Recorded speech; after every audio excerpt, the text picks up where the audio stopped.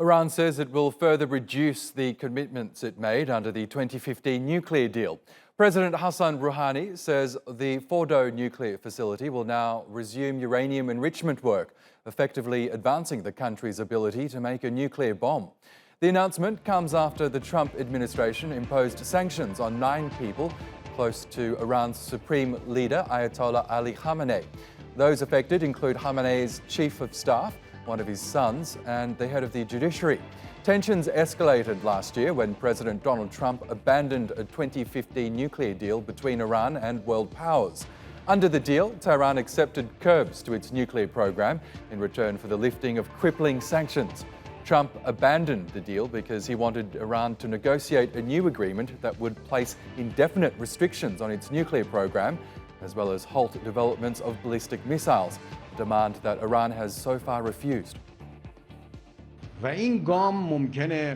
We know their sensitivity to Fordo and the centrifuges, but at the same time, once they've acted on their commitments, we will stop injecting the gas, and once again, no gas will be injected into these centrifuges.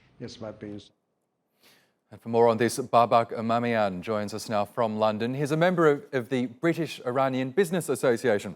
Good to have you back with us, Babak.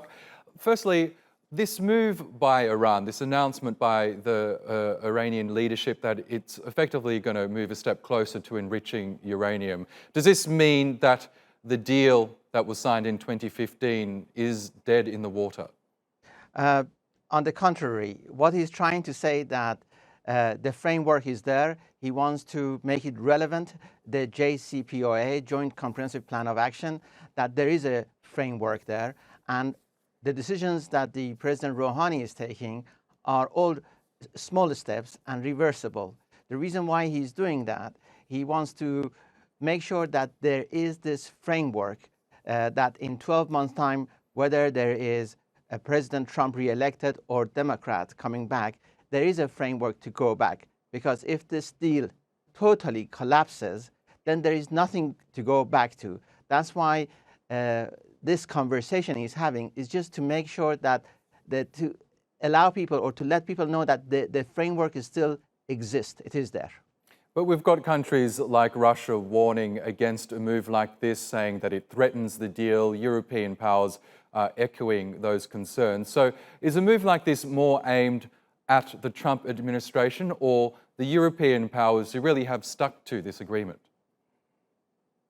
Well, what they are trying to do is to put Europeans under pressure, for then Europeans to put US under pressure to go back to the discussion about this deal. And again, even the reaction from Russians, in a way they are saying they appreciate that there is a framework there and they stay by that framework. So they are just confirming what President Rouhani is trying to do, and that the existence of JCPOA as a framework for discussion.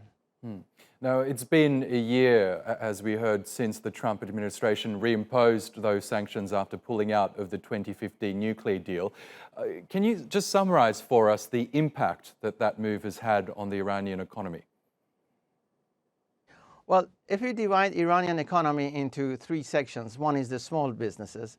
The small businesses who are not reliant on imports and they can actually are not dependent on hard currency to purchase raw materials. So they are doing quite well because now, because of the devaluation of the currency, the home products have become a good alternative for people to buy. They are the only things that are available for them to buy. On the medium-sized businesses, they are suffering. Large businesses, which are usually the steelwork, mining, oil and gas, and the Iran military industry, they are all suffering on a huge. But to ordinary people, it means nothing because these large corporations, these large businesses are owned by the government. And right now, the government is paying the salaries by printing money. But from mining, they're not making money. From petrochemical, they're not making money. From oil and gas, they're not making money. And the industrial military of Iran is desperate for money, but there is no money to put there. So the only market now that they are considering is Iraq.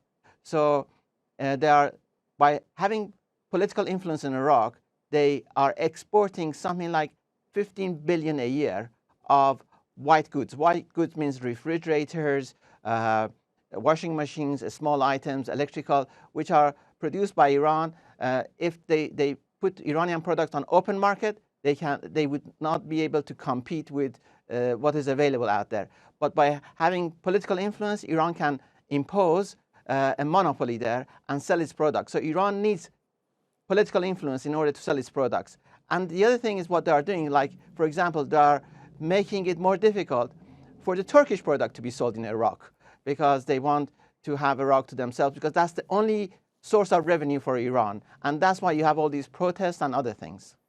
Interesting insight there. Babak Emamian, a pleasure to have you on Money Talks as always. Thank you. Well, as we've been discussing, it's been a year since President Trump reimposed sanctions on Iran. The decision has had a devastating impact on several sectors, including healthcare and drugs like those used to treat cancer, which are included on the World Health Organization's list of essential medicines. Sarah Bolter explains. It's getting harder for cancer patients in Iran to find treatment. US sanctions have had a huge impact on cancer cases. We have more cases now, and many patients are under 30. Healthcare organizations report chemotherapy medication falls under the 5% of drugs that need to be imported, but many can't be. Human Rights Watch says US claims that sanctions don't affect drug imports are misleading, as they've caused banks to refuse to process payments connected to Iranian healthcare, forcing pharmaceutical companies to cancel contracts. Medicine is not included in the sanction, but what about in practice? Companies ask us to pay for medication, so we ask, how can we pay them? Then they say, we are under sanctions and can't buy medicine. Rights groups report chemotherapy drug shortages have also driven up prices. Several treatment regimens aren't covered by health insurance, so families are spending more than $1,300 a month to get them. Most of an average urban household's monthly income. And it's not just medicine supplies and prices that are affected.